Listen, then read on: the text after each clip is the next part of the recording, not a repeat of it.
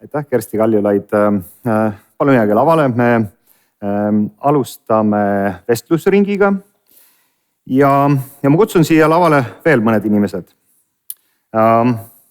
Meie teine vestlusringi panelist töötab Tallinna Ülikoolis jätkusuutliku arengu dotsendina ja ökoloogia vanemteadurina. Ta on sündinud üles kasvanud Zooloogia Botaanika Instituudi limnoloogia jaamas ja Külli Kanguri ja Ando Kanguri perekonnas. Külli Kangur oli ka minu õppejõud limnoloogia jaamas, nii et väga põnev saab olema. 2013. aastal ilmus tal koos kolleegidega artikkel, millest nad räägivad, et viimase 4000 aasta vältel on inimtegevus olnud Eesti metsade struktuuri kujunemisele olulisem faktor kui kliima.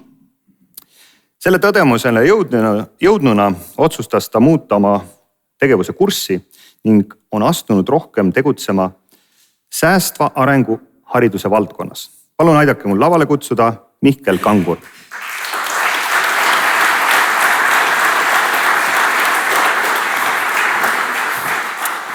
Tervist. Järgmisena on mul au lavale kutsuda rõõmsameelne ja positiivse ellusuhtumisega noor naisterahvas. Ta töötab Keskkonnaministeeriumi Ta töötab Keskkonnaministeeriumi kliimaosakonna peaspetsialistina. Igapäevatöös juhib ta kliimapoliitika kujundamiseks vajalikke protsesse. Palun aidake mul lavale kutsuda Kati-Liis Kensap.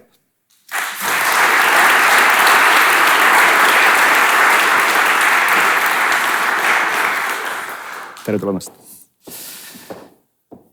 Ja nüüd ma kutsun lavale Eesti rohetehnoloogiate tugiorganisatsiooni Cleantech Forest tegevjuhi Erki Ani, kes tegeleb igapäevaselt Eesti roheinnovatsiooni toetamise, arendamise, rahastamise ja juhtimisega.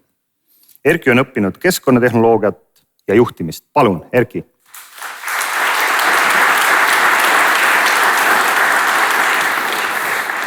Tervist. Ma küsiksin kohe alustuseks. Kuidas teie mõtestaksite lahti rohelise valla mõttemudelit ja mõttemalli? Alustame sealt. Kuidas siia tulles sa mõtlesid selle peale? Mis mõtted tekkisid? Nii, on see sees. Väga hea. Tere siis minu poolt. Ma mõtlesin selle peale, et rohevald kohe seostatakse seda ju ainult keskkonnaga. Kuid tegelikult see mõiste peaks olema palju laiem. Et rohevald on üks jätkusuutlik vald, üks hea vald, kus elada ja vald, mis arvestab nii inimese kui keskkonna vajadusi. Kersti Kaljulaid, mis mõtted teil tekkisid? Ma natuke alustasin ka selle teemaga, et minu arvates on roheline see vald, kes teeb oma asukatele ja külalistele hästi-hästi lihtsaks selle, et käituda keskkonnateadlikult ja loodushoidlikult. Et neid pudelikaelu alates prügimajandusest lõpetades joogivee kättesaadavusega, nii et sa ei pea ostma 0,25 pudeleid. Et neid tegelikult on hästi palju, kraanid vallamaja väliskülgedel, eks ole. Kõik sellised asjad, et sul oleks piisavalt ka prügisorteerimise võimalusi jooksuradade lähedal. Aga loomulikult on ka õige see, et inimestel peab olema vallas hea elada. Aga niisugusi pudelikaelu likvideerides ongi inimesel vallas hea elada. Peale selle näitab minu kogemus kohalike omavalitsustega suheldes ja see on nüüd juba päris suur. Teen üle 30 visiidi aastas kohalikesse omavalitsustesse, et kes jaksab ühte asja hästi teha, sellel on tavaliselt ka kõik teised asjad korras. Ja siis tahavad inimesed sinna ka elama tulla. Nii et tõenäoliselt on roheline vald veel lisaks muule ka selline vald, kes näeb, et inimeste arv selles vallas, kes seal üha püsivamalt elavad, kasvab. See on ka kindlasti olnud meie vestlustes valla eesmärk ja suund, et inimesed tahaks siin elada ja et vallas oleks õnnelikud ja terved inimesed. Mihkel. Ja, aitäh. Tere hommikust kõigile. President Kersti Kaljulaid ütles enda kõnes juba väga palju neid asju ära, kuidas mina olen ka nendest asjadest väga palju mõelnud. aga ma tulin siia, hiilisin ära kõrgematelt riigikaitsekursustelt, praegust roostan need toimuvad. Ja ma mõtlesin, et kuidas nagu selgitada, milline peaks olema üks jätkusuutlik toimiv vald ja tulenevalt sellest kursusest, kus ma olen väga murelik selle üle, et keskkonnateemadele seal pühendatakse, seal 3 ettekandes ma olen kuulnud ainult viiteid sellele, et riik valmistub ka kuidagi kaitse otstarbel või kaitse julgeoleku mõttes kliimamuutuste ja keskkonna küsimustega tegelema. Õnneks homme on Tarmo Soomere sinna tulemas. Aga kui mõelda ühest vallast kui sellisest, et kui panna ennast mängida läbi selline stressisituatsioon, elekter läheb ära riigis. Mitte 7 minutiks ega 7 tunniks, aga näiteks 7 nädalaks. Siis kuidas see vald tuleb toime? Kuidas ta tuleb toime, see vald ei ole mingisugune abstraktne asi, see on üks kogukond inimesi. Millised meetmed hakkavad toimima? Kuidas saadakse süüa, kuidas saadakse sooja ja nii edasi. Kui hakata sellest lähtuma, siis minu meelest hakkavad väga paljud niidid iseenesest selles lõngakeras hargnema, et mida on vaja teha. Minu arvates see ei ole tehnoloogiline küsimus niivõrd. Tehnoloogiat tuleb arendada, ma olen 100% sellega nõus, aga kui te ostate endale säästlikuma mootoriga auto, siis see ei pruugi tähendada, et teie kütuse kulu igakuiselt väheneb.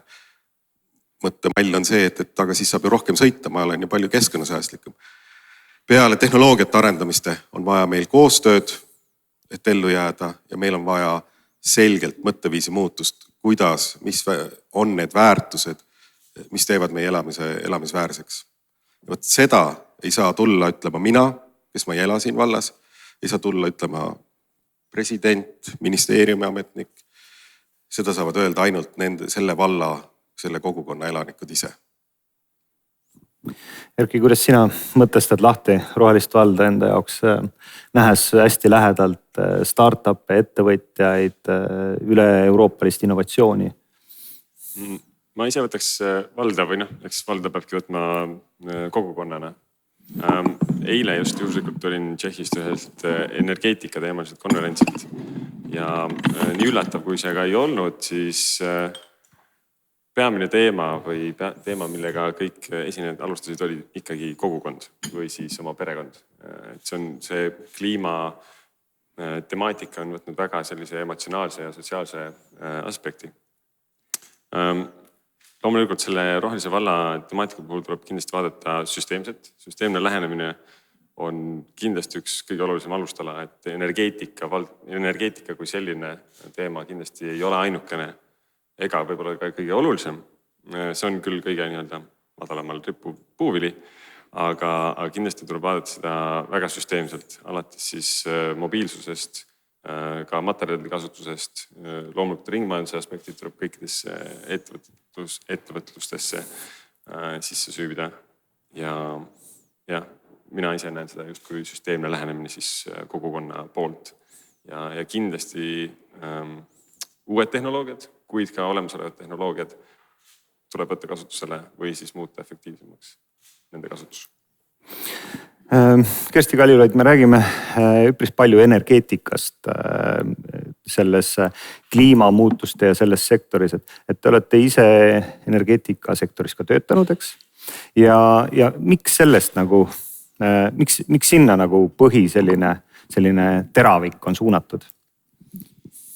No sellepärast, et vähemasti senikaua, kuni meie ookeanid ei ole nii palju soojenenud, et nad muutuksid CO2 neelajatest selle emitentideks või sinnamaani, kuni kogu metaan ei ole hakanud igikeltsast vabanema, siis ikkagi suurimaid CO2 allikaid tegelikult on energeetikasektor, on ka põllumajandus, eks ole, on samamoodi oluline saastaja, aga selgelt on energeetikasektoris on meil täna rohkem tehnoloogilisi lahendusi, et kiiresti edasi liikuda. Et laboris liha kasvatamine tõenäoliselt ei ole kaugel, aga ta pole päris see, et mingit valgumassi me suudame kindlasti produtseerida, eks ole.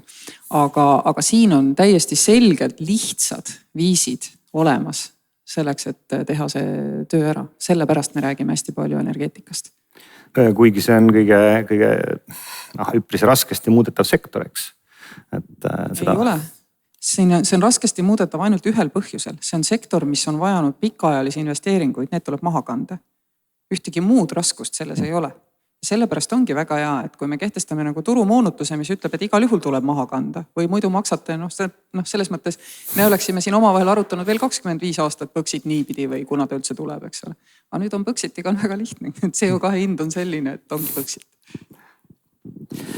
Et kuidas Katilis, sina näed nagu ministeeriumi poolt, et milliste muudatustega peaks oma valitsus arvestama, milliseid muudatusi üldse tal on võimalik teha nagu selliste kliimamuutuste kontekstis?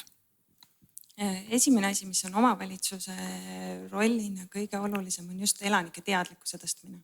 Selleks, et elanikud teaksid seda, mida on vaja teha ja miks seda on vaja teha. Lisaks on omavalitsuse roll ka väga oluline müütide murdmisel. See, et meil rohelised tehnoloogiad kõik on ülimalt kallid, meil ei ole neid. Meil on vaja murda need müüdid, et inimesed saaksid aru, et see on vajalik ja meil juba täna praegu tekivad juba need lahendused.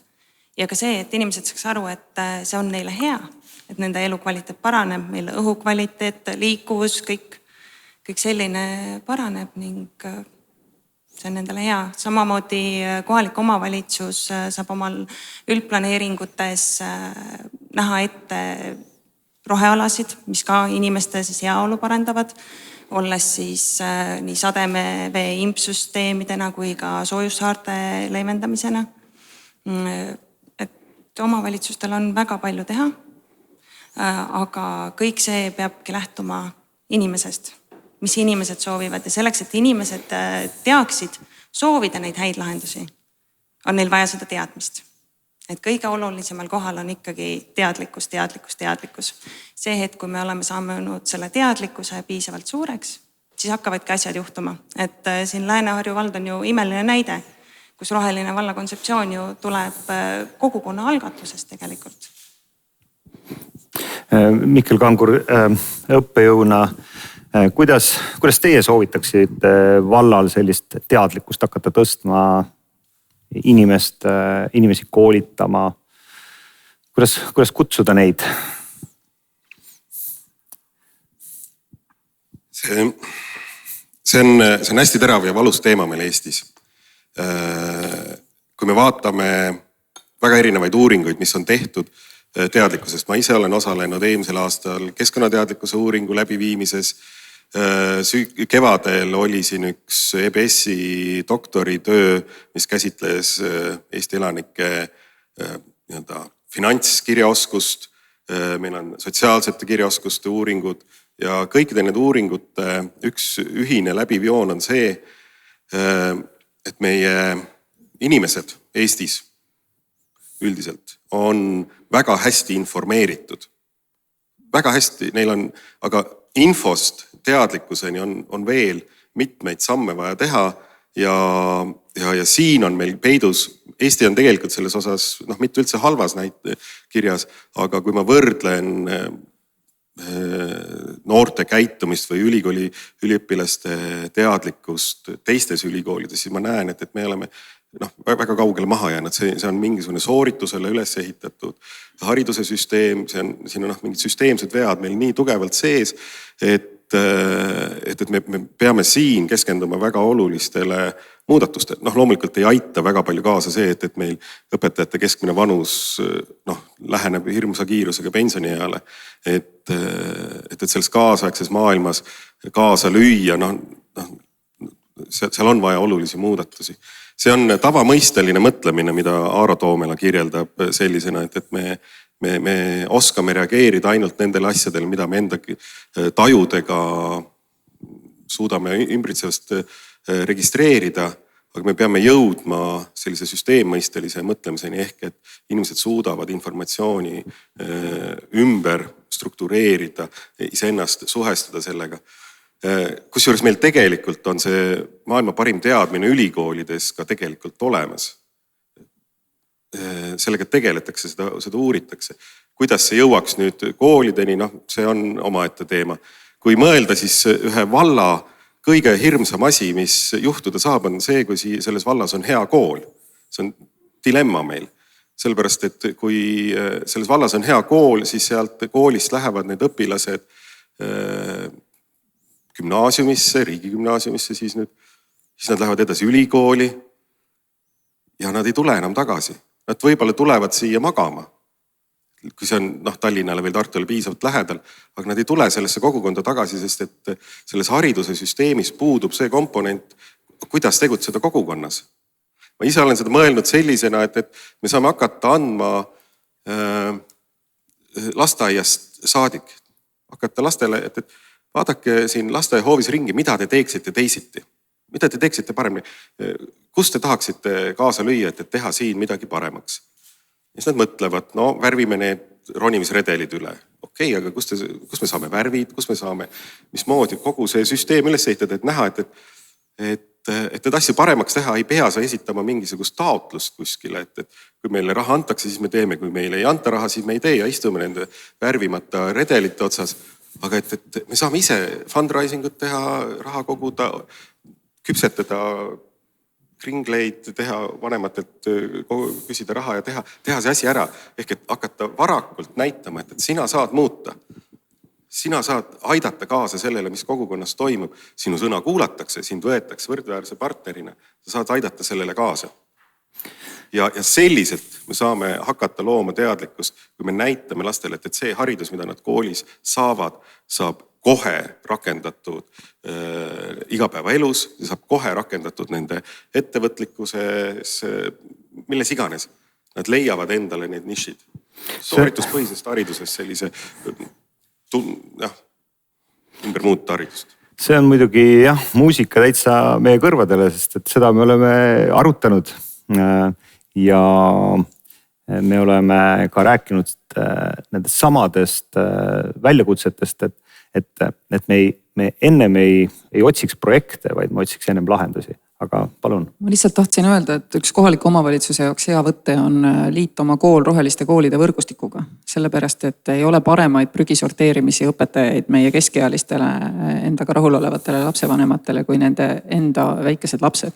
Ma räägin ühe hea loo, et kui minu laps läks 4-aastasena kooli Luksemburgis, siis nendele hakati lasteaias nõudma, et kui nad hambaid pesid enne peale sööki või millal nad seal neid pesid parasjagu, et vesi tuleb kraanist kinni panna. See oli enamusele nendest täiesti tundmatu kontseptsioon, sest kodudes loomulikult nii ei tehtud. Seal valdavalt siis prantslased, belglased, sellised inimesed. Ja siis me püüdsime kevadel arvutada, kuna kõik need tüübid läksid koju ja nad olid 4-aastased ja nad olid esimest korda tundsid, et nad oma vanematest targemad. Ja nad nagu kõik sundisid kodus edaspidi kõiki kraane sulgema sellel, kui sa oma hambaid pesid. Me püüdsime nagu veevoolukiirust ja muud arvesse võttes välja arvutada, mis oli see 4-aastaste, ühe klassi 4-aastaste säästetud vee hulk. Ma ei tea, kas me jõudsime õige või vale tulemuseni, aga see ei ole oluline. Me saame kõik aru, et see oli nagu meeletu. Et selles mõttes roheliste koolide võrgustik, et neid meil on Eestis ka ja nad kõik kinnitavad, et see toimib. Erki ringmajanduse spetsialistina ja Euroopas palju ringi käinud, et kas on sul soovitada juba mingi olemasolevaid mudeleid, mida sa oled näinud või selliseid ärisüsteemi või ärisüsteemi osasid, mis on tekitanud sul nagu vau-efekti ja mis oleks nagu kiiresti nagu kasutusele võetav ja oskad midagi välja tuua? Ma arvan, et Harry Potteril on see võlukäpp olemas, see kindlasti aitab väga palju. Kindlasti ei ole ühtset vastust, loomulikult neid algatusi on palju. Ka Hispaanias nüüd tehakse Hispaania siis kõige suurem nullenergiakuluga ja täiesti ise majandav regioon, mille plaanid praegu siis on käimas. Et selliseid näiteid, kus on üks kogukond võtnudki algatuse ning liitnud sinna erinevad tehnoloogiad, alates siis uute majade ehitamisest, vanade majade energiaefektiivsuse tõstmisest, pluss siis ka näiteks vanemate majade energiaefektiivsusest rääkides, siis uute tehnoloogiate tutvustamisest, need võivad kas või näiteks serveriparkide abil köetud hooned, mis on üks Hollandi startup Nerdalize, või siis serveripargid, mis on juppideks võetud ja need lisatakse siis boileritesse ja serveripargid siis hoiavad meil näiteks vett soojana. Et üpriski juhuslikud näited, aga et selliseid mõtteviise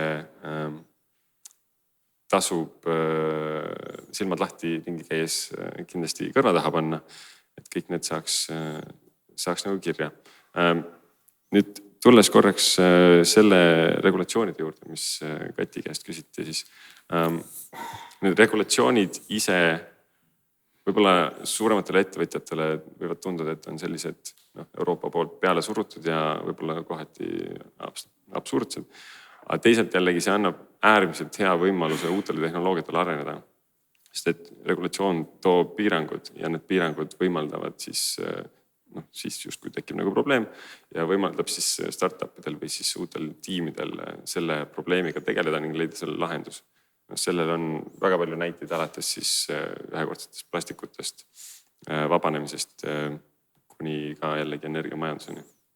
Et kindlasti on regulatiivne keskkond väga oluline ja hariduse poole pealt samamoodi, et kui meil õpetatakse 3. ja 4. klassidele ettevõtlust ja startup ettevõtlust, et siis miks mitte tõesti keskkonnahoidu ja jätkusuutliku eluviisi. Ja jällegi, mis tuleb siis keskkonnahariduse peale. Keskkonnaharidus loomulikult on Eestis uuringute järgi vist tegelikult päris kõrge. Jällegi need, kes arvavad, et nende enda keskkonnaharidus on kõrge, on oma naabrite suhtes üpriski skeptilised, et pigem arvavad, et nemad on paremad. Aga ikkagi me sõidame suurte diiselautodega üksinda igal hommikul tööle ja pargime kesklinna umbe. Siin Parkla see samamoodi näide, et Parkla nendelt juhtidelt küsisin ka, et kas siin on alati siukene ummik. Ja siis ütles, et enam-vähem küll, aga täna on vist kõige suurem, mis me kunagi oleme näinud. Aga kui siit nagu edasi mõelda, et kuidas me näiteks täna oleks saanud korraldada selle siia tulemise niimoodi, et me oleks tulnud näiteks rongiga või ühistranspordiga. Kuidas see nagu reaalselt nagu võimalik oleks? Meil on saalis tegelikult Enn, kellel on elektriautode park päris võimas olemas. Et see võib-olla oleks üks mõnus variant olnud. Teinekord kindlasti oleks päris äge. Sest et nüüd just käisin ka Tšehhis, siis seal oli ka päris esinduslik esinejate paneel ja kõiki esinejaid siis sõidutati loomulikult elektriautodega nii lennujaamast hotelli kui siis ka hotellist lennujaama ja lennujaamast ja siis esinema ja igale poole. Ja see tegelikult tekitas nendes esinejates jällegi sellise väga ütleme siis kokkuhoidlik või nagu mitte kokkuhoidlik, seda ka, aga siukse community tunde. Et kõik esinejad olid väga, väga avatud ja loomulikult väga tänulikud selles suhtes, et kõik nende reis oli siis CO2 neutraalne ja et kõige peale oli ka mõeldud. Et võib-olla küsimus kõigile, kes tahaks nagu alustada, et kuidas teha selliseid mõistlikumaid ja targemaid kulutusi, et kui me mingeid asju teeme, et need jätkuksid nagu pikaajaliselt. Et toon ühe näite, et kui riiklikult on see elektriautode programm, siis ühest küljest me toetame nagu kitsaid ettevõtteid, kes toodavad neid autosid. Teisest küljest keegi ei garanteeri, et järgmises ringis inimene ostab selle elektriauto. Võib-olla me peaks hoopis ehitama jalgrattateid ja õpetama lastele, et saab teistmoodi ka liikuda. Et selge on see, et see jalgrattateede teema on nagu hästi palju pikaajalisem mõju. Et ei tea, võib-olla alustame sealt otsast. Jah, ütleme nii, et nende pikaajaliste vaadetega tulebki kaaluda läbi kõik erinevad aspektid ja ei olegi võimalik nüüd panustada ainult ühte. Et me peamegi edendama elektriautode kasutuselevõttu, aga samal ajal me peamegi edendama seda, et meil oleks kergusliiklusteed. Me peame vaatama kõiki aspekte ja seda laialdasemalt siis ellu tooma. Et kui me keskendume ainult ühele asjale, siis tõesti, meil ei ole mingit kindlust, et see oleks 10-15 aasta pärast ka nii jätkusuutlik kui see, kui meil on erinevad võimalused, mis omakorda annab inimestele ka valikuvõimaluse. Aga kuidas vald saaks paremini oma kõiki selliseid asju korraldada? võib-olla hangetega mõjutada või? ja kindlasti hanketingimustes arvestada keskkonnasäästlikke nõudeid, need kirjutada hankesse juba sisse ja eelistadagi neid lahendusi, mis toovad siis keskkonnasäästliku tulemuse. No Tallinnast jõuab siia rattaga tiba üle tunni, aga võib-olla ei näe ülearu presidentaalne välja tänase ilmaga enam, eks ole. Mis on probleem? Ehk et ma tahan sellega öelda seda, et tegelikult nii kohalikud omavalitsused kui ka riigid, et üks asi on innustada inimesi vähem tarbima ja tarbimisharjumusi muutma. Aga tõenäoliselt on realistlik muuta neid 5 või 10%. Nüüd need suured struktuursed muutused, tegelikult ikkagi neid ei tee inimesed ise. Üks suur struktuurne muutus, mis on jällegi kohalike omavalitsuste käeulatuses, mida vist see tasuta ühistransport natuke edasi lükkas, on nõudebussiliinid, seejuures ühesõnaga nõudetransport, mis töötab kujul, et sul on mingite äppide vahendusel alati teada, kes tahab, kuhu sõita ja millal ja siis sa klapitad niimoodi, et sul ei sõida kunagi liiga suur agregaat, et võib sõita ka sõiduauto, eks ole, jalgratas tõenäoliselt mitte, aga sõiduauto küll, eks ole, bussi asemel ja nii edasi. Ja loomulikult nõuab see ka omavalitsuste vahelist koostööd, sellepärast et ega inimene ei taha teada, kus valla piir tingimata on, eks ole. Ma arvan, et me peame nagu maakonnakeskuste ümber pigem hakkama nägema selliste võrgustike kujunemist, et ma tahaks väga innustada, et tehke keegi esimesena ära, et siis teised näevad, et see on hea ja et see toimib, et kutsuge tehnoloogiasektorit appi, et nemad on ju ka andnud oma rohelise lubaduse, nad peavad selleks esialgu rohelisi krediite ostma, aga ma olen tükk aega mõelnud, et miks nad peavad kuskilt mujalt maailmast mingit metsakasvamise krediiti ostma, et siinsamas nad võiksid ka selliste äppide tegemisega, ka seda võiks nagu arvestada emiteeritud CO2 vastu, et nad aitavad seda nõudetransporti kujundada, ma arvan, et see sektor on räägitav. No samamoodi meil on näiteks olemas väga paljudel on omavalitsuste piires on jääksood, see, mis jääb järele, kui turvas on välja võetud, need on muide kohutavad CO2 emiteerijad. Ka seda võiks nagu tehnoloogiaettevõtted ja teised siis nii-öelda taastada ja niimoodi siis nagu offsetida seda, mida nad on sunnitud emiteerima. Et kui me mõtleme, siis meie nagu selle tehnoloogiaettevõtete kliimaneutraalsuse programmiga on liitunud ettevõtted suuruses Telia ja Bolt. Üks nendest peale selle veel sõiduvahendaja, et sa issand, kus seal on vaja esialgu offsetida seni, kuni meil üldse hakkab olema nii palju, eks ole, elektrit ja kõike muud. Aga mis puudutab jätkusuutlikkust, siis see asi tavaliselt maailmas on niimoodi käinud, et kas tehnoloogia areng või siis uuemal ajal regulaator kehtestab mingisuguse turuolukorra, millele erasektor vastab ja tehnoloogiad asuvad usinasti kohe odavnema niipea, kui nad hakkavad tekkima. Et ühel hetkel on see lihtsalt ökonoomiline ja ma arvan, et ega Ameerika Ühendriigid ei dekarboniseeru enne, kui lihtsalt odavam on seda teha. Et nii kurb, kui see ka ei ole, aga ma arvan, et niimoodi see nagu juhtub. Jah, kui siia nüüd püüda veel midagi nagu lisada, siis ma ütleks, et see on täiesti uskumatu, kui palju asju on maailmas tegelikult uuritud, kui palju on tehtud teadust ja kui paljudele nendel küsimustel, millega me siin tegeleme, tegelikult on kusagil juba vastused olemas. Et kuskilt otsast peab hakkama seda asja arutama ja kui me räägime nagu valla süsteemis nii-öelda toimivana mingi jätkusuutliku sellise kogukondliku vaate hoidmist, siis teaduskirjandusele tuginedes ma saan öelda ikkagi ainult seda, et kõik algab sellest, et püütakse kõigepealt aru saada sellest, mis on selle valla elanike jaoks tähtis. See võib tulla väga kummaline esialgu, aga selle peale saab hakata üles ehitama alles mingisugust uut tulevikku. See on nagu hariduses. Sa ei saa anda täiesti seosetuid fakte, lootes, et see inimesele meelde jääb. See ei ole lihtsalt neuropsühholoogiliselt, neurokeemiliselt, see ei ole võimalik. See ei jää lihtsalt meelde. See võib jääda meelde esimese kontrolltööni. See jääb meelde alles siis, kui see on seostatud millegiga, mis talle on oluline. Ja täpselt samamoodi tuleb vallas leida see, mis on sellele vallale oluline. Mida valla elanikud tahavad, et siin oleks. Siin ühes esinemises tuleb Toivo Aalja, kes praktiseerib sellist eluviisi juba tükimat aega. Ökokogukonnad on üks selline sektor, kus katsetatakse erinevaid viise, kuidas leida erinevates maailma otstes seda toimivat lahendust, kuidas kogukondlikult, jätkusuutlikult iseennast arendades, kogukonnale panustades, maailma paremaks tehes elu korraldatakse. Ja see ei tähenda seda, et nüüd siin peaks kõik hakkama ökokogukondlasteks, aga nendelt ökokogukondadelt on väga-väga palju õppida. Pikaajaline mõju. Kindlasti traditsioonilised tehnoloogiad. Meil on siin ruumis investoreid, kes investeerivad siis meretuuleparkidesse, päikeseparkidesse ja pumphüdroakumulatsioonijaama ka. See on väga tänuväärt ja kindlasti väga pikaajalise mõjuga.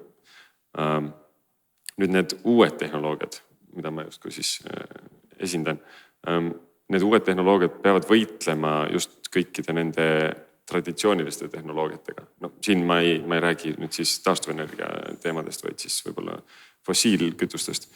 Ja need uued tehnoloogiad peavad võitlema sellega, et need traditsioonilised tehnoloogiad on väga, võib öelda, poliitikasse sisse süübinud, väga reglementeeritud, väga konkreetsete struktuuridega, tugistruktuuridega. Ja need uued tehnoloogiad peavad siis olema paremad, efektiivsemad. Neil peab olema selge ja palju parem väärtuspakkumine võrreldes siis praeguste traditsiooniliste tehnoloogiatega. Et see on kindlasti see väljakutse neile. Et kuidas siis pikaajalist mõju justkui representeerida või avaldada. Üks mu lemmik näide, ma katsun siia näiteid sisse tuua, siis on võib-olla huvitav endale ka. Üks mu lemmik näide on see sama Roofit Solar, kes teeb siis metallkatuseid, kus on päikesepaneel sisse integreeritud. Nende toode on praegu ehitusmaterjal, katusematerjal. Aga nende pikaajaline mõte või siis visioon, startupid üldiselt on väga visioonilembelised ja visiooni pealt siis elavad enam-vähem. Ja nende pikaajaline visioon on siis see, et nad saaksid pakkuda inimestele tasuta katuseid. Ja siis kui inimene tahab endale maja ehitada, siis võtab Roofit Solariga ühendust ja Roofit Solar paigaldab neile tasuta katuse. Ja siis lihtsalt Roofit Solar on justkui elektri edasimüüja sellele, kes selle katuse all siis elab. Loomulikult seal on ka regulatsioonid mängus, mille pärast siis neil praegu veel seda toodet ei ole.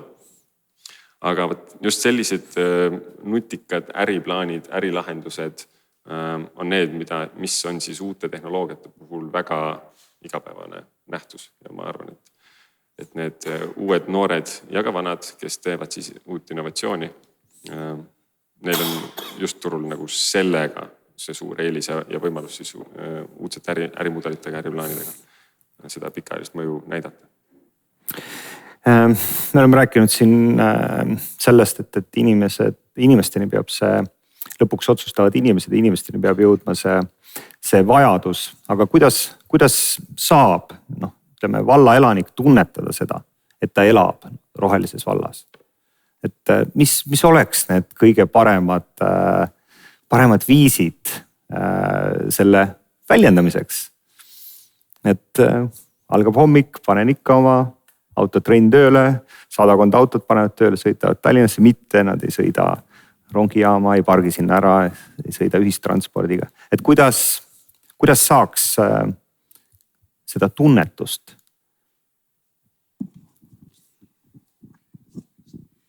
Selle juures ongi oluline see, et selle lõpliku rohevalla kontseptsiooni oleks välja töötanud just iga kogukonna liige. Et kui ta ise on selle väljatöötamise juures, siis ta on sellega enda jaoks ju läbi mõtestanud. See punkt on meil checked. Et ma arvan, et see on see kõige olulisem faktor ja see, mis see rohevalla kontseptsiooni väljatöötamine siis kaasa annab, ongi see, et valla ühtsus. Inimesed näevad, nad töötavad ühe eesmärgi jaoks, nendest sõltub midagi ja nemad teevad neid muutusi. Ja läbi selle tulebki kõik see suur kokku. Väiksed detailid loevad ja see inimene hakkabki mõtlema, et ahaa, tegelikult nii arendaks seda valda, teeks selle liikuvuse paremaks. Kui siin oleks niisugune hea kergliiklustee, siis ma saaks teilt rongi peale hästi minna. Ja äkki ma kasutaks hoopis seda selle asemel, et ma istuksin nüüd kuskil seal ummikus. Mul on mugav, mul on hea. Ja see teeb ka head. See on kasulik, see on tuleviku jaoks ja ma arvan, et see kõik algab sellest, et koos tegemine. ma ei tea, no vald ei ole ju asi iseeneses. Vald on administratiivne üksus, mida juhivad inimesed, mille on valinud teised inimesed, eks ju. Ja täna on meil 1/3 Eesti inimesi on selles mõttes kliimaneutraalsed, et neil ei ole sooja ega külma. Kuidas selle kliimaga on, eks ole. Et loodetavasti see muutub, me näeme, et meie noored on nagu märksa teadlikumad, eks ole. Aga kindlasti nendes kogukondades, kus see kliimateadlikkus on kõrgem, kujunebki selline vald, mis hakkab tegema. Näiteks veel üks hea mõte minu meelest oleks kehtestada planeeringualasid, kus tohib ehitada ainult puitmaju. Sest see, kuidas Soome kavatseb saada CO2 siduvaks majanduseks, on just nimelt see, et varsti on kõik Soome linnad on puust linnad. Ja me oleme puidutehnoloogiates ju maailmas väga eesrindlikud, et me oleme maailmas suuruselt 4 ise ka ju puitmajade eksporti ja üleüldse. Kohutavalt kliimasõbralik tegevus, et kui ikkagi sul on selline piirkond, siis see signaliseerib ka inimestele, et ahaa, et siia tulevad ka teised kliimasõbralikud inimesed järelikult elama. Järelikult me saame kollektiivselt tõenäoliselt edaspidi tegeleda siin sõidu jagamisega, eks ole. Saame ka, ütleme, me teame ju, et isegi täiesti tavalise selle pisikese sotsiaaltöötaja auto, ütleme, akumahutavus on tegelikult 6 korda ööpäev tavalise maja energia tarbimisest. Meil ei pea isegi igas majas olema see auto võtta selleks, et kahepidiselt, eks ju, see aku võiks töötada. Et sellist kogukonnad võiksid hakata tekkima kohaliku omavalitsuse julgustusel ja toel läbi planeeringute kas või. Muuhulgas ma panustan Põhja-Tallinna linnaosakogus ja olen seal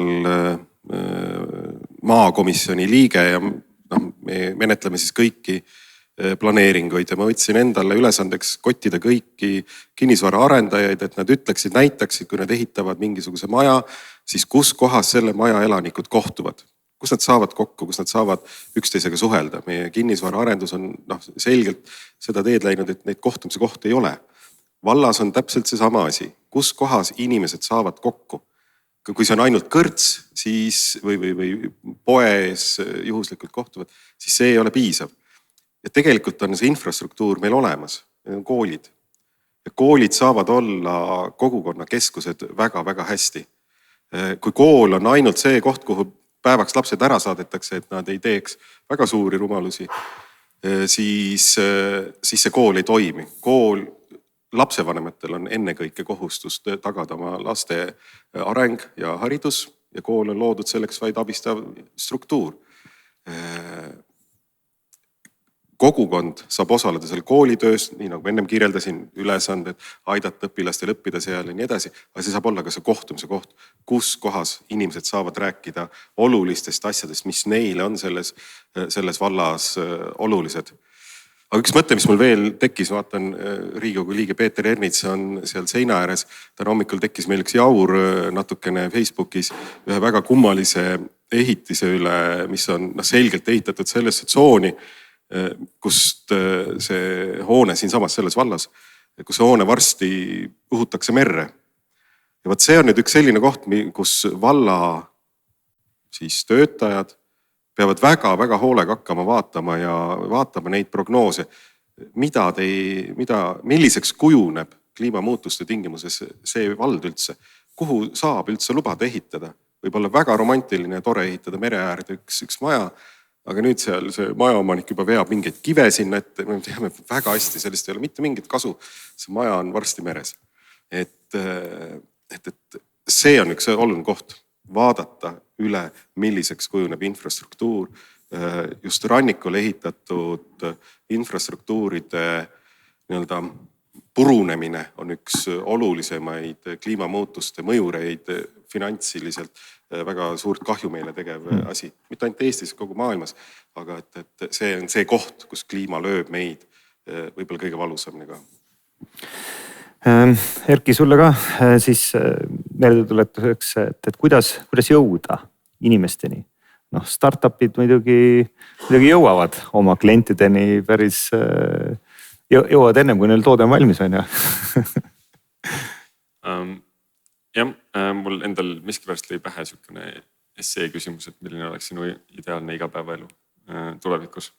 Seda kõike varjastab erinevad kõik näited. Mul näiteks vend on geofüüsik ja on teinud siis erinevad mudeleid Eestile, Eesti rannikule siis eelkõige, et milline näeb välja Eesti rannik siis, kui tõesti need üleujutused tulevad, merevee tase tõuseb. siis noh, ma arvan, et see hoone on üpriski hermeetiline väljaspoolt, nii et siin on vast okei. Aga ülejäänud ümbruses tasub siis hakata paati ostma varsti, et siis saab Tallinnasse käia paadiga tööle. Ma ise elasin Hollandis 2 aastat ja ma ostsin sealt ühe jalgratta, kui ma sinna läksin, 50 euroga turu pealt. Väga hea jalgratas, Peugeot. Ja siis ma elasin Haagis ja töötasin Rotterdamis. Iga päev ma sõitsin Haagist Rotterdami jalgrattaga. Ja tagasi ka.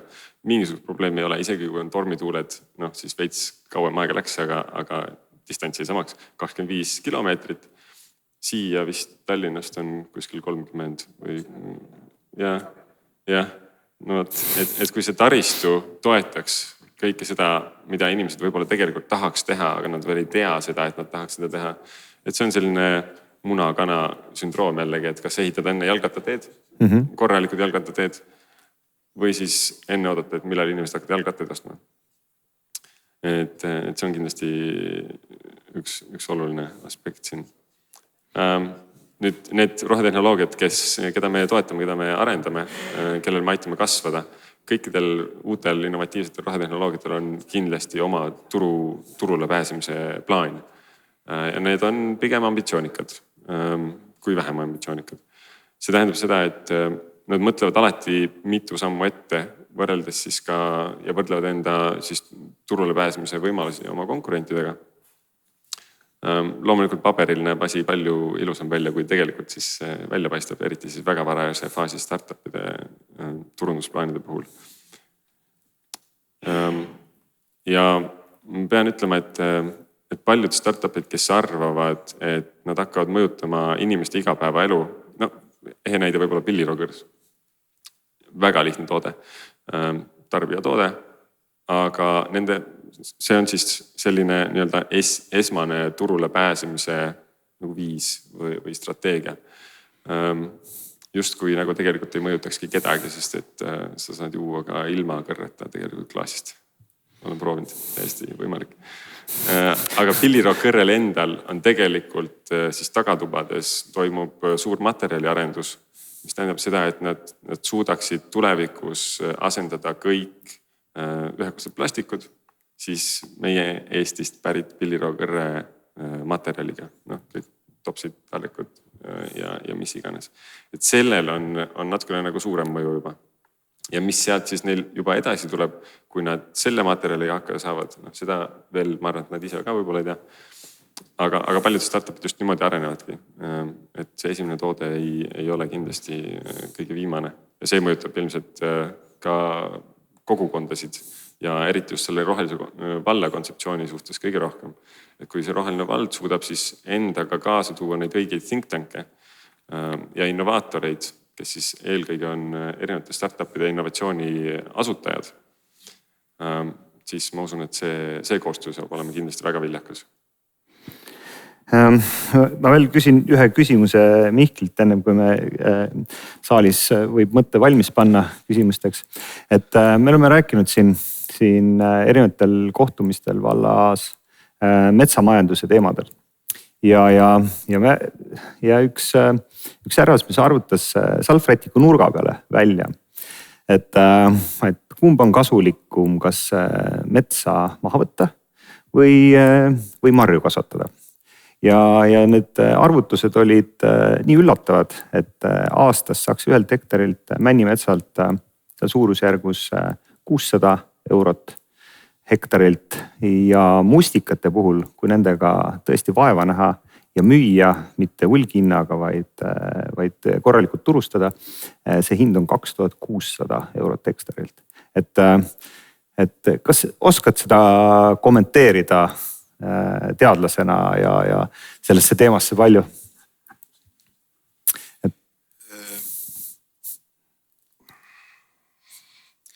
Me tegime aasta tagasi või ma osalesin ühel sellisel seminaril või töötoas või seminar, mõttearendus, kus me tegelesime just metsateemaga selles võtmes, et see 6 esimest meetrit palgist, see on väga oluline sissetulek. Aga et mis pärast seda saab? Millised võiksid olla peale palgi veel need sissetulekuallikad metsaomanikele, kogukondadele. Me koostasime umbes 200 nimelise nimekirja, mida kõike tegelikult metsast veel tänapäeval saab.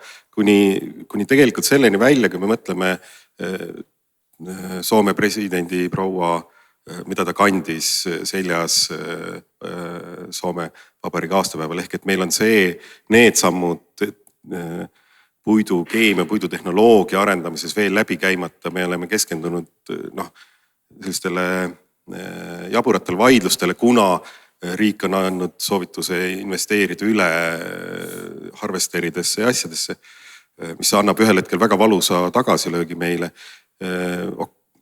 Septembri lõpuga andsin üle Erametsakeskusele uuringu Eesti metsaomanike,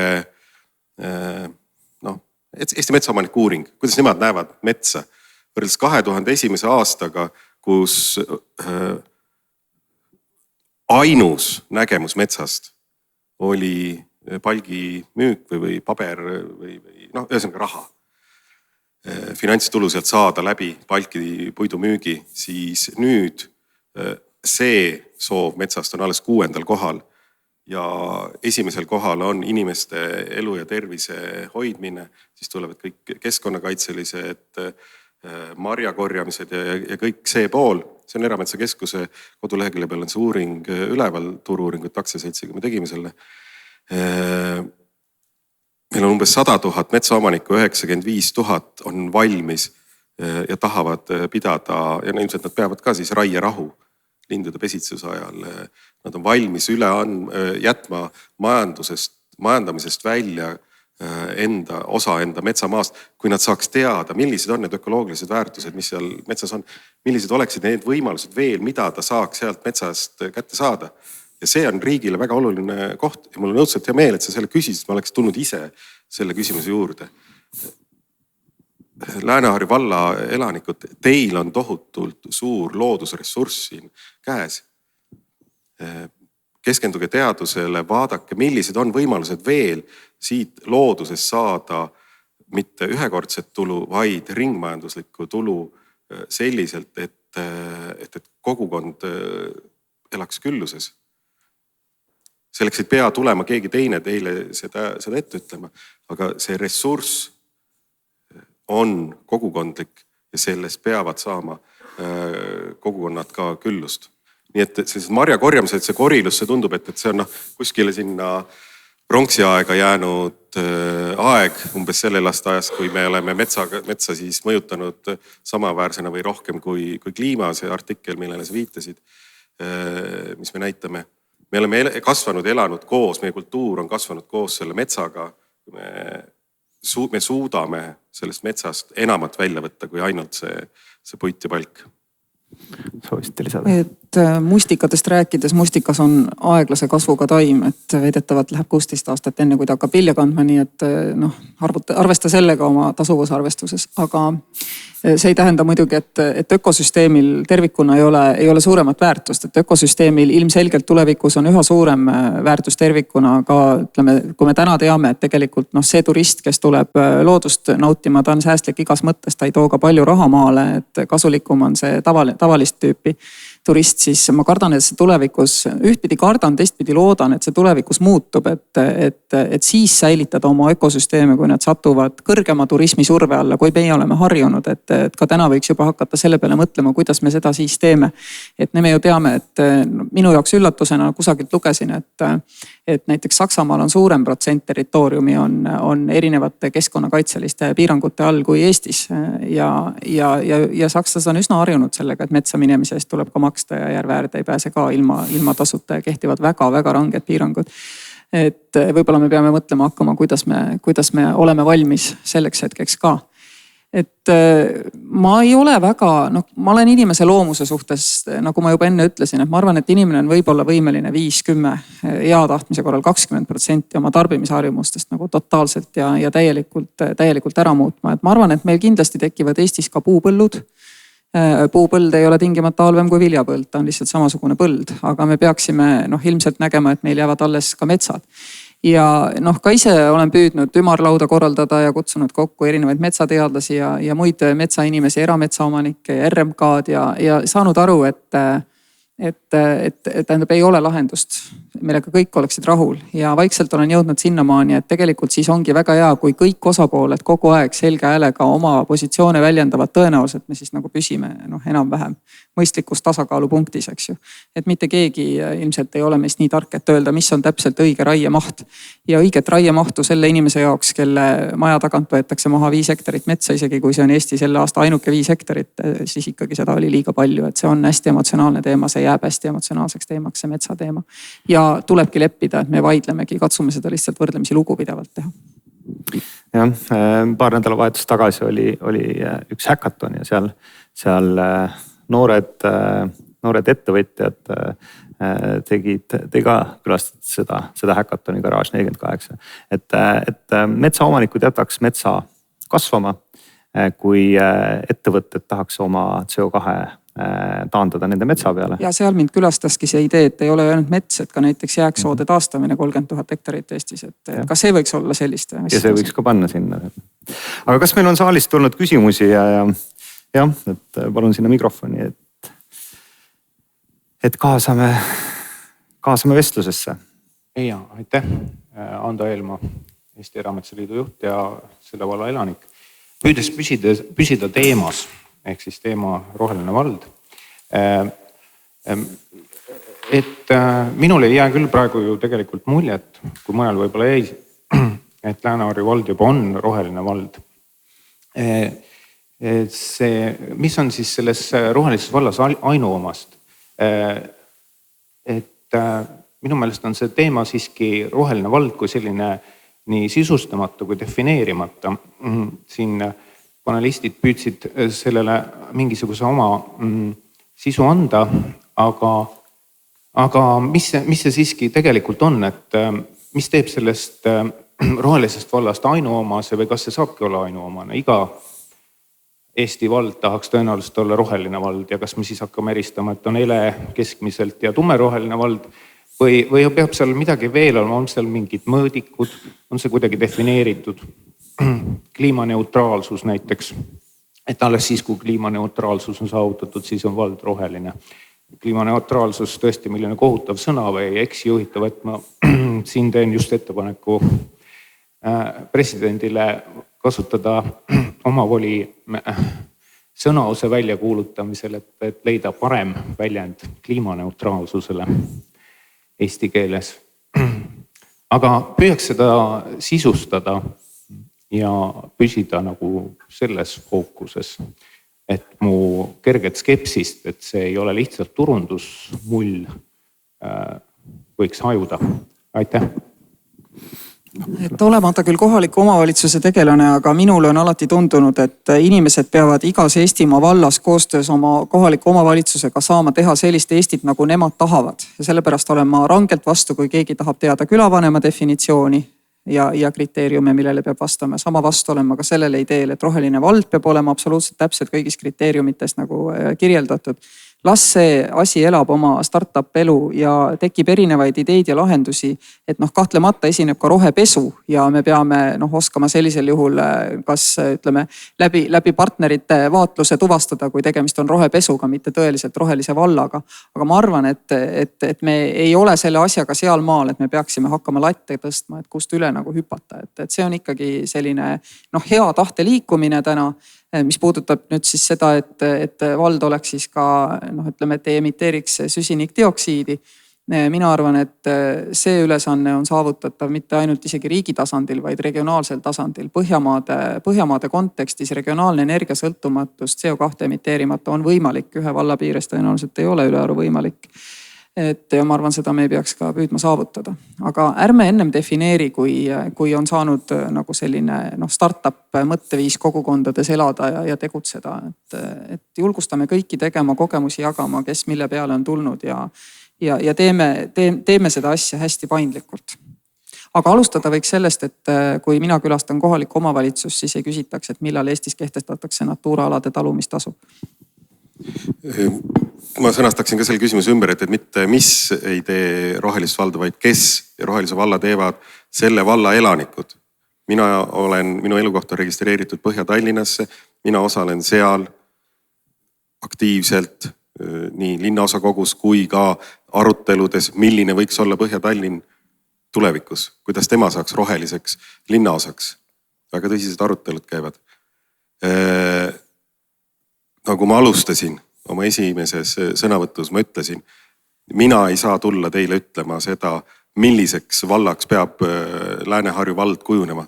Ainus võimalus seda teha on selle valla elanikud ise ütlevad. Ando, sa tead väga hästi, et metsa ei saa istutada. Sa saad istutada väiksed puud ja nendest väikestest puudest kasvab ühel hetkel mets. Täpselt samamoodi ei saa kohe, võib ju oletada, et kuskil on keegi tark, kes ütleb, et vot selles vallas peaks olema need asjad, et teeme kohe ja teisipäevaks on tehtud. Reaalselt see ei ole võimalik. Isegi kui alguses need mõtted võivad tunduda, et natuke naiivsed või et ta ei ole ju päris ikkagi see, aga see on see oluline esimene samm. Õige aeg puu istutamiseks oli 10 aastat tagasi, paremuselt järgmine on täna. Ja hakata tegema väikeste sammudega minema nendes suundades, mis on sellele vallale olulised. Ja ühel hetkel ongi see roheline vald olemas. Vägagi nõustuksin eelnevate sõnavõttudega ja tahaks veel lisada seda, et ükski rohelise valla kontseptsioon ei saa olla sama kõikidele valdadele, kuna kõikide valdade tingimused on väga erinevad. Meil on regiooniti erinevad ettevõtlused, erinevad inimesed, erinevad infrastruktuurid, et kas ühte rohelist valda ongi võimalik niimoodi kasti sisse panna, ma ei usu. Ma toon ka siia. Minu enda vaates on see rohelise valla kontseptsioon on äärmiselt oluline. See on justkui pilootprojekt, eks ole, Eesti jaoks. Ma saan aru, et see on mõeldud siis selline, et see on pilootprojekt, kus katsetatakse siis, kuidas erinevad strateegiad, süsteemid toimiksid valla tasemel ning et seda sama tulemusi sellest pilootprojektist saaks siis replitseerida teistes valdades ka. Meil on siin ruumis samamoodi Nutriloop, Wastefox, kes pakuvad kompostimisteenuseid. Meil on Sunly, kes investeerib päikese tuuleenergiasse. Meil on PEP, kes teeb siis pumpihüdro akumulatsioonijaama. Meil on elektriautod Ennu näol.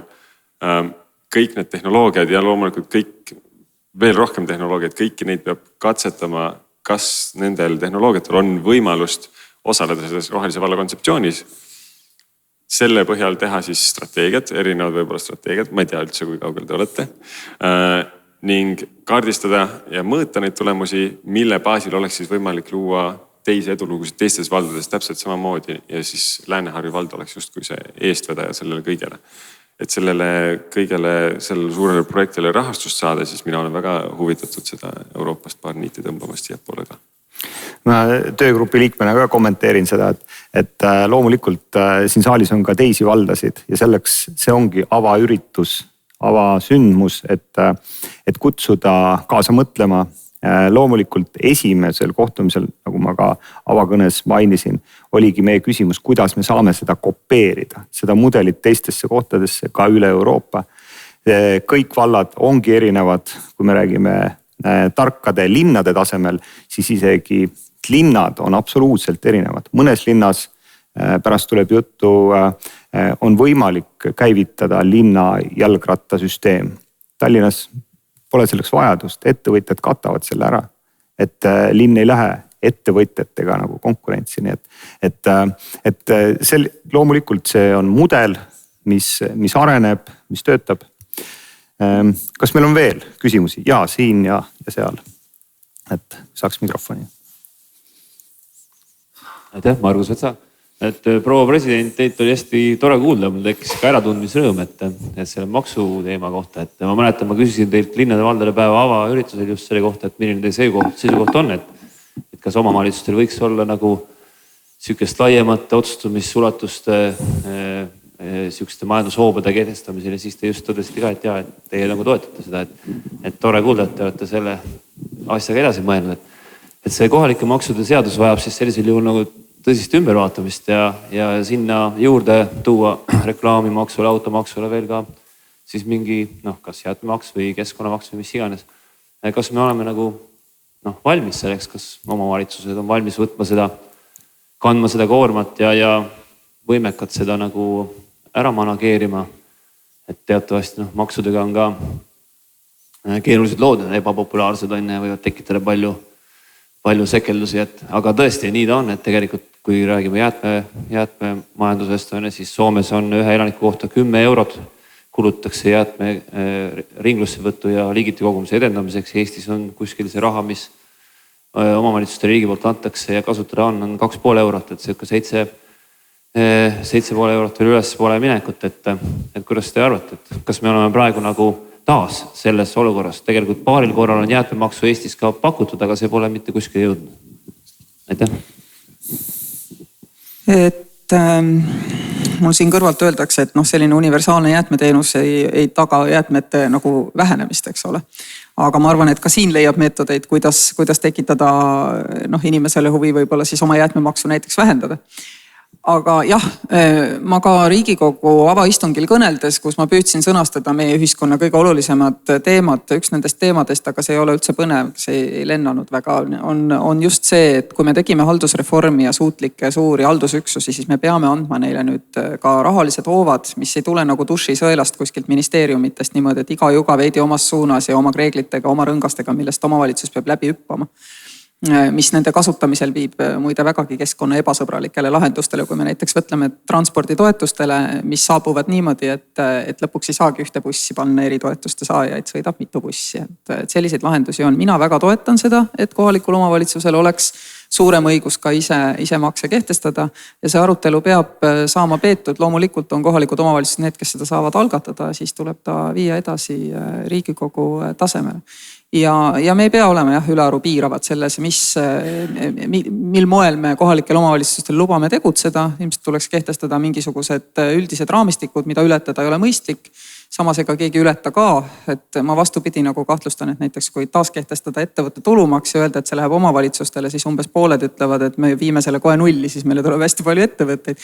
Ja ainult julgevad öelda, et me teeme head keskkonda, siis meile tulevad ikkagi ettevõtjad, eks ole. Aga see ongi siis nende valik ja siis on meil võimalik võrrelda. Ja mis veel, et see sama prügi ja jäätmemaks, et valla inimesed ise jõuavad selleni, siis on võimalik ju kokku leppida seda ka tegelikult ka täna, et seda ära teha, kui tahta. Et sa pead teda lihtsalt kuidagi teisiti nimetama, eks ju. Aga mis mulle oleks hingelähedane, on just see, et inimesed ise võtavad rohkem nagu vastutust. Et mul tuli praegu just meelde, mis oli mu aastane arve selle eest, et minu majast koristatakse lumi ja viiakse ära prügi üks kord nädalas siit kaugel elades. See oli 547 eurot aastas. Mis näitab seda, et mujal on inimesed üldse harjunud palju rohkem maksma ise, usaldades kohalikku omavalitsust, et see raha efektiivselt ära kasutatakse nagu üle terve oma elukaare teenuste eest spetsiifiliselt teenuste lõikes, mitte lihtsalt paari suurt maksuliiki, mille üle siis käib tohutu arutelu, eks ju, kuidagi keskselt, kuidas seda kasutada. Et samamoodi, kui me vaatame, see nüüd ei ole roheliste valdade teema tingimata, aga natuke ka on, ega siis enamalt Euroopa riikides näiteks ei üritata sotsiaalteenuseid selliseid nagu avahooldus ja vanurite hoole pakkuda haigekassa raha eest. Ikka inimene ise on enne 3-40 aastat kindlustust maksnud selleks, et tal pärast oleks. Väga paljud kasutavad kohustuslikku sellist tsiviilvastutuskindlustust, kus sa peadki ostma omale kindlustuse selle vastu, et kui sa kellegi prillidele peale istud, et siis on kindel, et isegi kui sul endal raha ei ole, siis kindlustus maksab need kinni. Et mujal võtavadki inimesed väga palju rohkem ka ise kanda selge suunitlusega kindlustuspõhiseid vastutusotsuseid. Ma ei ole kindel, kas me täna liigume selles suunas, õigemini ma kahtlustan, et me liigume täpselt vastupidises suunas. Sest kui sa nüüd kaevad ühe suure augu nagu sinna, kus meil see isiklik vastutus oli, siis verise haava peale midagi muud ehitada on kaunis keeruline. Aga ma tegelikult arvan, et see peaks olema see suund. Ja meil oli üks küsimus sealt veel.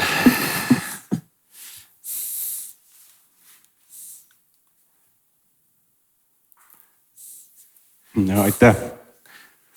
Et Ando Eelmaa ütles siin õige asja, et oleks võinud keskenduda asjale, mis asi on roheline vald, väärtused ja põhimõtted. Ja nüüd selle viimase küsimusega on jõutud asjale. Et kõigepealt respekt presidendile, kelle jutt on ainsana kahjuks praegu selline huvitav ja innovatiivne. Riigikogu keskkonnakomisjoni liikmena ma mäletan, kuidas me oleme jäätmeseadust menetlenud 16 kuud eelmises koosseisus ja lõppes nulliga. Praegu ministeeriumi ametnikud sel nädalal kandsid ette, et järgmise kord tullakse 2 aasta pärast välja. 2 aasta pärast. Ja see prügimaks on väga tore mõte.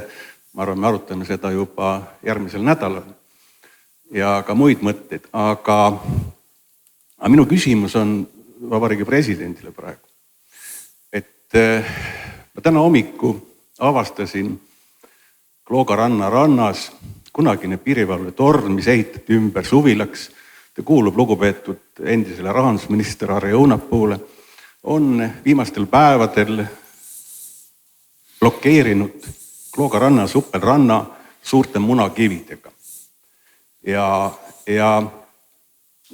ma ei hakka tagasi minema, kuidas see tekkis, aga see on nüüd eelõhtul Rohelise valla arutelu eelõhtul. Samas, olles selle valla põliselanik, ma olen näinud, mismoodi on need vallavõimud senimaani suhtunud rohelisse teemasse. Siin lähedal on Kõltsusopp, kus on praegu Karu tänav ja muud sellised Ilvese tänavad. See on kunagine Kõltsusopi kuivendamise tulemus. See on Euroopa Liidu üks selline elupaiga tüüp 2190, mis hävitati sellega.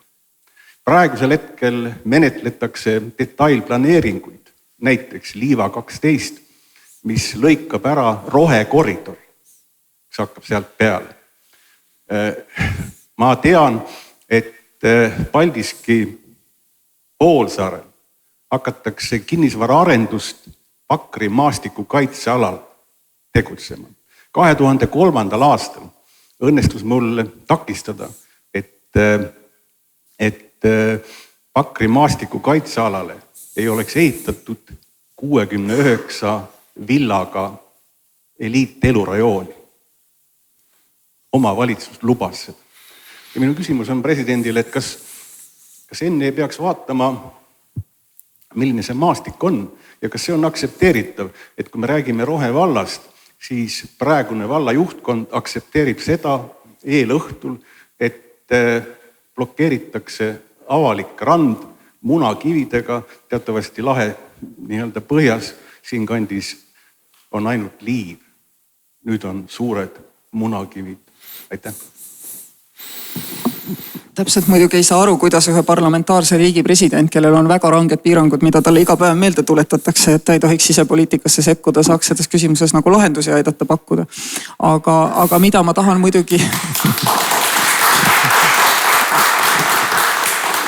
Mida ma küll tahan öelda, et tõepoolest ütleme seda isiklikku ängi, kui ma tean küll, et meil on riigis kehtib kallasrada, eks ole, ja siis ma kõnnin seda kallasrada pidi, aga kellegil on oma majal 3 küljest aed ümber, 4 küljes aeda ei ole küll, aga on sihuke suur lõrisev koer, kes suhteliselt vabalt seal ringi käib, eks ole, et keegi jumala eest ei tuleks seda kallasrada kasutama, et seda probleemi on meil tõesti hästi palju ja ma arvan, et see tähelepanu juhtimine, et roheline vald võiks tagada ka selle, et need õigused, mis meil on tavainimesele, kellel võib-olla ei ole seda isiklikku rannaäärset maja jäetud selleks, et ta saaks ka natuke seda rannaäärt nautida. Ma olen ka ise siinsamas, õnneks ma ei tea, kus on nagu vallapiirid, aga ümber Tallinna ringi sõites tõepoolest selliseid nagu kohti, kus kihvatab on nagu hästi palju.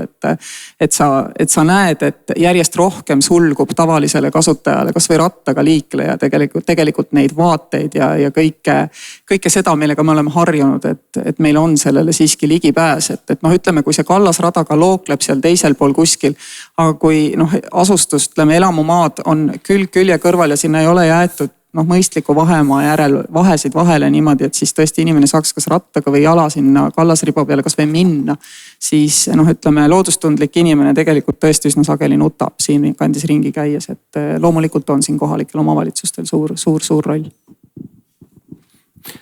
Me võtaksime ühe küsimuse veel sealt ja siis saame lõunal minna. Tuuliki Kasvan on taastuvenergia ettevõttes Sunly, et tänud korraldajatele ja kogu selle rohevalla ettevõtmisele selles mõttes, et ma arvan, et ilma kohalikku kogukonda kaasamata või et kohalikust, pigem isegi täpsemalt, et kohalikust kogukonnast tuleks see algatus energiapöördeks või rohepöördeks, ilma selleta see suur rohepööre, mida meie maailm vajab, et seda ei olegi võimalik üldse teostada.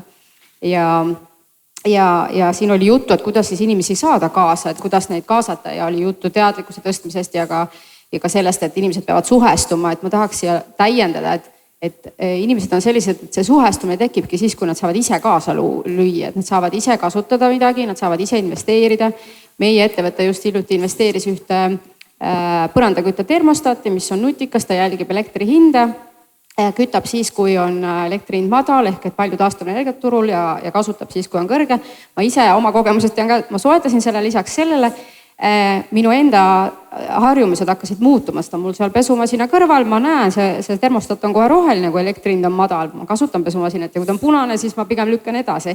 Et ma enda puhult juba näen, et see minu kaasamine toimus hoopis teistsugusel moel.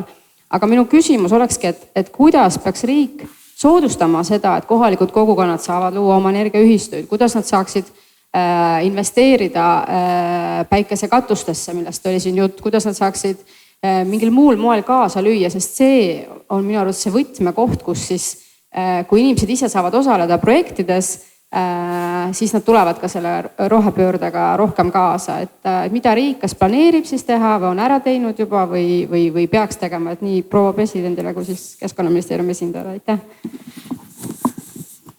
Eks täpsemalt planeerimisest kindlasti Keskkonnaministeeriumi inimesed, aga tegelikult ka kõik kohaliku omavalitsuse inimesed on palju pädevamad kui mina, et millest ma ka rääkisin oma ettekandes, et tuleb vabastada turud selleks, et oleks ligipääs. Ütleme selleks, et olla mikrotootja, on sul vaja erakordselt lihtsalt ligipääsu võrgule, soovitavalt sellist, kus sind võrgutasuga ei karistata selle eest, et sa oled üksiti ka mikrotootja, eks ole. Et kõik sellised kohad tuleb nagu detailselt praegu üle käia ja vaadata, et iga selline mikrotootjaks muutumine oleks võimalikult madala nii finantsilise kui ka tegelikult administratiivse barjääriga ja ma arvan, et lahenduseks ongi siin tegelikult sellised asjad, nagu siin Roofitist oli juba juttu, aga ka Eesti Energia ise tahab pakkuda seda lahendust, et ta lihtsalt tuleb ja vaatab, kuidas saab sinu elamine muutuda, ütleme mitte ainult energiatõhusaks, vaid tekitada ka energia ülejääki ja lahendab kogu selle administratiivse asja sinu eest ära, nii et sina lihtsalt maksad mingisugust püsitasu, et kõige selle jaoks, aga ongi vaja, et see turg areneks välja, ka tarbimata jätmise turg, et ausalt öeldes mina ei viitsi oma pesumasina kõrval punast ja rohelist tuld vaatamas käia, eks ole. Eriti kui ma tean, et järgmisest aastast võib-olla 15-minutise vahega elektrihinnad, eks ju, nagu kõiguvad börsil. Aga kindlasti on olemas lahendusi, mis võimaldavad minul koos teise teatud hulga inimestega, ma saan aru, Põhjamaades on kokku lepitud selleks mahuks, mis tuleb niimoodi kokku koguda 5 megavatti. 5 megavatti tiputarbimist tarbimata jättes, eks ole, mingisugusel seltskonnal jääb mingi osa elektriarvest saamata. Et kõik sellised asjad läbi nende nutikate tehnoloogiliste lahenduste on meile kättesaadavad, aga siis ja ainult siis, kui me oma turgu niimoodi reguleerime, et neil on siin turul ka koht. Kati-Liis. Täielikult nõustun, et ongi vaja seda ettevõtluskeskkonda, et väikestel arenevatel firmadel oleks võimalik alustada. Ettevõtlus on küll nüüd Majandus- ja Kommunikatsiooniministeeriumi põhivastutusala, kuid Keskkonnaministeeriumi poole pealt me ikkagi üritame ka rohetehnoloogia arengut suunata ja aidata. Lisaks on ka oluline minu meelest jälle kord see inimeste teadlikkus, et nad teaksid, millised tehnoloogiad meil on olemas ja kuhu nad saavad investeerida.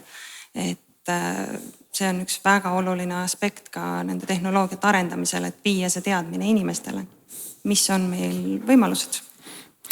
Jah. Ma mõtlesin, et kas hakkab lõpetama või? Jah, et ma mõtlesingi, et lõpurepliigiks. Lõpurepliigiks. Ja. Ei, ma usun, et kõik vast ikkagi ütlevad lõppu midagi ilusat.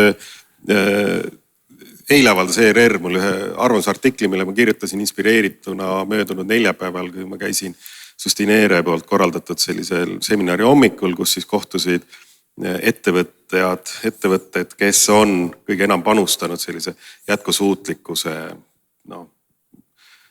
integreerimisele enda igapäeva ellu. Ja selle artikli üks põhitees, mida ma tahaks siin nagu korrata, on see, et seda demonstratsiooni me ka nägime praegust just mõni hetk tagasi, et ärge jääge ootama, et valitsus ja Riigikogu tuleb ja teeb ja lahendab teie eest mingisugused küsimused ära. see on naiivsus loota, et sealt midagi väga tuleks. See on ikkagi teie enda käes. Teie teha on see, kuidas teie elate. Loota, et kuskilt mingisuguste toetuste, mingisuguste abidega kuidagi te enda asja üles ehitate. See on tupik tee ikkagi, ja teine mõte, millele ma tahaksin tähelepanu juhtida või rõhutada, et siin kiideti, et vaata, et selline kokkutulek on nagu tehtud ja kõik see on väga õige. Tuleb arutada ja tuleb arutada väga erinevates seltskondades neid asju, aga kõige olulisem oleks see, et kutsuge kokku enda kogukonnad ja arutage neid küsimusi ka nende kogukondadega. Võtame eeskuju, teeme ära seltskonnast, kus on tehtud ka selliseid mõttetalguid, et mida me saame ise koha peal ära teha. Ja sealt nendest sammudest hakkab see roheline vald tulema. Tipust ärge ootke, et sealt midagi väga tuleb. Ma kasutaks oma lõpusõna sinuga vaidlemiseks ja ütleksin seda, et mulle õudselt ei meeldi, kui tippu poliitikuid Riigikogu, kohaliku omavalitsust, volikogu vaadatakse kui millegina, mille vastu või me justkui peaks tegutsema. Lubage endale meenutada, poliitik on suhteliselt lihtne konstruktsioon. Tema nimelt teeb seda, mille eest valija annab talle hääle. Ta ei tee ühtegi muud asja põhimõtteliselt, ta teebki seda, ütleme parem osa nendest püüab ka eest vedada ja mõjutada, eks ole, kogukonda. Aga väga suur osa nendest ja ka kõik need, kes püüavad mõjutada eest vedada, nad sellegi poolest teevad neid asju, mida te positiivse tagasiside mehhanismi kaudu neile valimistel olete osutanud, et need on lihtsalt olulised. Nii et küll see tipp on meile oluline küll, aga selle tipu me saame kujundada valijatena sellise, nagu me tahame. Kusjuures ma nõustun tegelikult ma nõustun sellega. Miks ma tahan öelda, et see kogukondade kaasamine on oluline, et inimesed tunneks ja tajuks, et nende tegevusel on vastutus ja nende tegevus on ka vastutus, kui nad valivad enda esindajaid. Paar sõna. Mul on 2 last. Ma usun, et Lääne-Harju vallas on rohkem lapsi. Kui 2. Mu point oleks võib-olla see, et te teate, et noored käivad praegu streikidel. Vanemate ülesanne oma laste ees on õpetada neid, mitte vastupidi. Ma loodan, et siin Rohelise valla selle algatusega te väldite seda hetke, kui teile tuleb laps ütlema, õpetama midagi, vaid te väldite seda ja õpetate neid ennast. Et see on see community-based learning ja ma loodan, et see tuleb siia võimsalt edasi. Ma tahtsin veel lisada, et ega me keegi seal riigiasutustes ei taha olla kaugel, kõrgel. Me ikkagi teeme tööd selle jaoks, et Eesti inimestel kõigil oleks hea, aga selleks ongi tarvilikud sellised kogukonna algatused. Andke meile märku, mis on teie mured, kuidas teie igapäevaselt elate ja siis me üritame leida need lahendused, kuidas aidata. Et ei saa loota ainult see, et meie nüüd lahendame kõik ära. Me ei saa lahendada, kui me ei tea, mis on mureks. Peab olema tellimus.